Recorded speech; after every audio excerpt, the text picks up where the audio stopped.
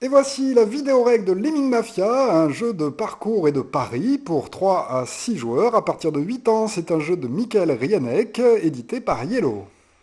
Au niveau matériel, nous allons trouver un grand plateau de jeu qui représente un circuit sur lequel vont se déplacer les petits pions qui représentent des lemmings. Voilà à quoi ressemblent de plus près ces jolis pions en 3D. Ce sont des lemmings mafieux. Indépendamment du nombre de joueurs, tous les lemmings seront placés sur leur table de départ sur le plateau de jeu. Il y a ensuite 6 paquets de cartes paris, chaque joueur recevra un de ces paquets, il y a marqué joueur 1 par exemple dessus. Et ces paquets sont constitués de 6 cartes de couleurs différentes, une pour chacun des lemmings en piste. Il y a ensuite un paquet de cartes contrat, ces cartes seront bien mélangées en début de partie et chaque joueur en recevra 3 pour commencer la partie, le reste des cartes sera remise dans la boîte. Il y a ensuite ces 12 blocs de béton, qui sont des petits pions en plastique gris, qui sont laissés à côté du jeu. Et enfin, 3 dés, 2 dés spéciaux lemmings qui représentent la couleur des lemmings en jeu, ainsi qu'un dé normal à 6 faces. Le but du jeu, pour tout bon lemming, est forcément d'aller se jeter à l'eau le plus rapidement possible. On va donc effectuer une course avec les 6 lemmings en jeu, qui vont avancer petit à petit sur ce circuit, et dès qu'un des lemmings arrivera à se jeter à l'eau, on établira un classement du premier au sixième. Et pendant cette course, nous allons, grâce à nos cartes paris, parier sur le lemming qu'on pense arriver en tête de cette course un peu étrange. Le déroulement du jeu est assez simple. À chaque tour, en fait, lorsque ce sera à un joueur de jouer, il va tout simplement lancer les 2 dés spéciaux lemming qui vont lui indiquer 2 couleurs. Et il pourra faire avancer un des lemmings présents sur le dé. Donc là, par exemple, soit le vert, soit le rouge. Le plateau de jeu est divisé en sections qui sont représentées par ces barrières mises en travers de la route. Donc à chaque fois qu'un joueur fera avancer un lemming, il le fera avancer d'une section. Et on avancera de section comme ceci en section jusqu'à la fin du jeu. Mais à chaque fois qu'un joueur va faire avancer, il a donc à sa disposition plusieurs cases. Il pourra choisir sur quelle case atterrit le lemming, à condition que ces cases soient libres. Donc là, par exemple, en début de partie, il n'y a personne. Ce joueur va choisir de faire atterrir son lemming ici, là ou là. Au tour d'après, si un autre joueur fait avancer le lemming d'une section, eh bien, il devra choisir sur les cases restantes. Si jamais toutes les cases sont occupées et qu'on fait avancer un lemming sur cette section-là, comme il n'y a pas de place, ce lemming pourra avancer gratuitement d'une section supplémentaire. Le joueur choisira alors sur quelle case il désire faire arriver ce lemming, et ainsi de suite. Une fois qu'un joueur aura fait atterrir un lemming sur la case de son choix, en général, eh bien, on fera immédiatement le pouvoir de la case. Effectivement, il y a des illustrations sur certaines des cases qui vont forcer le joueur à faire une action spécifique avec le lemming en question. Alors, tout d'abord, nous avons les cases béton. Effectivement, à chaque fois qu'un joueur fera arriver un lemming sur une case béton, on va poser un bloc de béton sur les pieds du lemming. Donc, comme ceci, par exemple, on pourra placer plus tard un deuxième bloc de béton si ce lemming retombe encore dans une bétonnière. Et si jamais on est obligé de placer un troisième bloc de béton, il n'y a pas la place sur la figurine pour le placer. Ce lemming sera immédiatement attrapé par la mafia et jeté à l'eau. On le placera donc en sixième et dernière position. Si un autre lemming est éliminé parce qu'il a reçu son troisième bloc de béton, on le placera sur la cinquième case et ainsi de suite. Heureusement, pour se sauver du béton, il y a des cases marteau-piqueur. Si jamais on fait avancer un lemming sur une case marteau-piqueur, on pourra immédiatement lui retirer un des blocs de béton qui se trouve sur sa figurine à ce moment-là.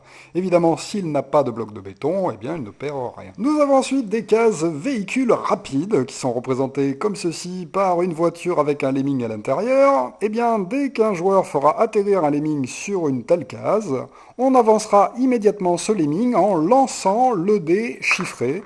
Et on fera avancer cette fois-ci non pas d'un nombre de sections mais d'un nombre de cases le lemming en question. Donc là, 3, 1, 2 et 3. Il ne se passe rien sur cette case. Si par exemple on l'avait fait tomber sur une case où il se trouvait quelque chose, donc par exemple 4, 1, 2, 3, 4, immédiatement on aurait fait l'action à nouveau de la case. Mais attention, si en lançant le dé on est obligé de faire avancer le lemming et qu'il tombe sur une case déjà occupée, eh bien finalement il ne fera pas son déplacement, on le remet donc sur la voiture et il prend immédiatement un bloc de béton qu'on lui ajoute sur sa figurine. Attention, si c'est le troisième, évidemment, il part à l'eau. Voilà pourquoi choisir une case voiture, c'est sympa s'il n'y a pas beaucoup de monde devant vous, mais s'il y a déjà pas mal de lemmings sur les cases juste après la voiture, eh bien vous pouvez être assuré qu'il risque de prendre un bloc de béton supplémentaire. Il y a ensuite les cases bookmaker. Si jamais on fait avancer un lemming et on le fait tomber sur une case qui représente un bookmaker, eh bien tous les joueurs autour de la table auront le droit de poser, s'ils le souhaitent, une carte de pari devant eux. Effectivement, nous avons vu qu'en début de partie, nous avons chacun reçu un set de 6 cartes représentant la couleur des lemmings. Lorsqu'on tombe sur une case bookmaker, tous les joueurs autour de la table pourront chacun choisir la couleur d'un lemming et la placer face cachée devant eux afin de se constituer une pile de paris. Lorsqu'on tombera à nouveau sur un bookmaker, on pourra choisir une nouvelle carte de pari à mettre au-dessus de celle qu'on a déjà jouée, et ainsi de suite. Au fur et à mesure du jeu, nous allons disposer nos cartes les unes au-dessus des autres. Attention, ce pari n'est pas obligatoire. Si vous désirez ne pas poser de cartes, vous n'êtes pas obligé de le faire. Enfin, nous avons les cases parrain de la mafia. Si jamais on fait arriver un lemming dessus, tous les joueurs pourront décider de défausser une de leurs cartes contrat. Enfin, nous avons les cases patron de la mafia, comme ceci. Lorsqu'on fera arriver un personnage dessus, tous les joueurs pourront décider de défausser une de leurs cartes contrat. En effet, nous avons vu qu'en début de partie, chacun a reçu 3 cartes contrats distribuées au hasard. Eh bien, ce sont des contrats que les joueurs vont tenter de réaliser pour gagner des points de victoire supplémentaires en fin de partie. Quand on tombe sur les cases parrain de la mafia, eh bien on pourra décider de jeter un pari qui nous semble impossible à faire. En effet, chaque pari non réalisé à la fin du jeu vous retirera 2 points de victoire. Alors il faut mieux jeter les paris impossibles plutôt que de les garder jusqu'à la fin de la partie. Attention, comme les cases bookmaker, les cases parrain de la mafia ne sont pas obligatoires, c'est-à-dire que tous les joueurs auront le droit de jeter s'ils le souhaitent une carte de contrat, mais ce n'est pas une obligation. Petite précision sur les lancers de dés. Si vous faites 2 fois la même couleur, vous n'avancez qu'une fois le pion de la couleur concernée. Autre chose, si jamais vous obtenez la couleur d'un lemming qui a déjà été éliminé, eh bien ce dé va compter pour le lemming le plus en retard sur la piste de score. Donc là, par exemple, si j'ai obtenu ceci, on considérera que j'ai fait lemming rouge et lemming bleu, et non pas gris, puisqu'il est déjà éliminé. Évidemment, si j'obtiens 2 couleurs de lemming qui sont déjà éliminées, eh bien je serai obligé d'avancer le lemming le plus en retard sur la piste de score. Vous l'aurez donc certainement compris, plus il y aura de lemmings éliminés et plus le dernier de la course aura des chances pour rattraper les autres.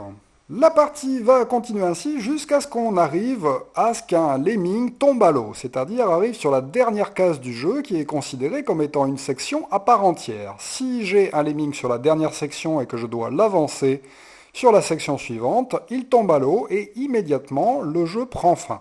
On va placer ce lemming sur la case 1 et ensuite on va placer les autres dans l'ordre dans lequel ils sont sur la piste de score, avec donc par exemple le rouge en deuxième, le violet en troisième, le vert en quatrième. Les 2 autres avaient déjà été éliminés au cours du jeu. Une fois ce classement fait, chaque joueur va pouvoir compter les points de victoire qu'il a obtenus grâce aux paris qu'il a fait pendant le jeu en jouant sur les cases bookmaker. Nous avons vu qu'à chaque fois qu'on tombait sur ces cases, nous placions devant nous les cartes paris des couleurs des lemmings. On n'aura peut-être pas réussi à placer toutes les cartes d'ailleurs au fur et à mesure du jeu. Quand on arrive en fin de partie, chacun va pouvoir retourner son tas de paris et vérifier en quelle position se situe la carte de couleur correspondant au premier joueur arrivé. Dans cet exemple, c'est le lemming rose qui est arrivé le premier. Ce joueur-là, après avoir retourné son paquet, va compter le nombre de cartes à partir de la première carte jouée, puisque là on les a retournées, donc celle-là était la première carte qu'il avait posée sur la table. 1, 2, 3 et 4. Il arrive en quatrième position, le rose. Ce joueur-là va donc marquer 4 points. Alors, je devine votre étonnement. Effectivement, il ne faudra pas parier sur la couleur qui arrivera en premier trop tôt, puisque plus on pariera tard sur la couleur du lemming arrivée en premier, et plus on marquera de points. Effectivement, si j'avais placé la carte du rose en premier, je n'aurais marqué qu'un seul point. Si je l'avais placé ici en dernier des cartes que j'ai jouées, j'aurais eu 5 points. Donc vous voyez que plus vous aurez jeté de cartes de couleurs que vous êtes sûr qu'ils ne vont pas gagner, et plus vous marquerez de points, à condition bien sûr d'avoir réussi quand même à placer la carte de la couleur concernée. Effectivement, si je n'avais pas réussi à placer le lemming rose, eh bien je ne marquerai aucun point. Mais heureusement, tout n'est pas encore perdu pour les joueurs, parce qu'en plus des points marqués pour cet ordre d'arrivée, les joueurs vont marquer un nombre de points supplémentaires grâce aux cartes contrats qu'ils auront reçues en début de partie. Ces cartes contrats vous permettent effectivement de marquer un certain nombre de points de victoire qui sont marqués en haut des cartes si vous avez réussi à effectuer le challenge proposé. Donc là, par exemple, pour cette carte-là, le rouge et ou le bleu doivent être éliminés. Effectivement, le lemming bleu a été éliminé, donc cette carte est valable et me rapporte un point. Le rose doit arriver avant le vert. Le rose est bien arrivé avant le vert sur le classement. Je reçois donc 2 points supplémentaires. Et la troisième carte, par exemple, le gris doit être au moins à la troisième place. Malheureusement, là, le gris est arrivé en dernière position. Cette carte est donc ratée. Et à chaque fois qu'on va rater un contrat comme ceci, on va marquer moins 2 points de victoire, indépendamment du chiffre qui est marqué. Donc là, ça me fait moins 2. Au total, ce joueur aura donc marqué 4 points pour la position, plus 2, 6 points, plus 1, 7 points, et moins 2 puisqu'il n'a pas réussi ce contrat, 5 points. C'est bien évidemment le joueur qui a obtenu le plus de points de victoire qui emporte la partie. En cas d'égalité entre les joueurs, ce sera la prépondérance aux cartes contrat entre les joueurs en tête. Donc s'il y a une égalité entre les joueurs gagnants, on regardera qui a marqué le plus de points grâce à l'ensemble de ces cartes contrat. Et c'est lui qui sera le grand vainqueur. Si jamais il y a encore une égalité, à ce moment-là, les 2 joueurs ont gagné. Il est à noter qu'il existe une variante plus simple. Si vous voulez jouer avec des enfants, vous pouvez leur distribuer une seule carte contrat en début de partie au lieu des 3.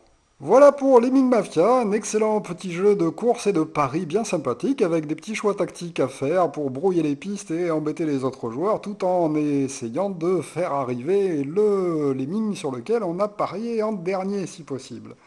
C'est un jeu qui est basé sur une bande dessinée, il est à noter, qui est une série qui s'appelle Nichtlusting.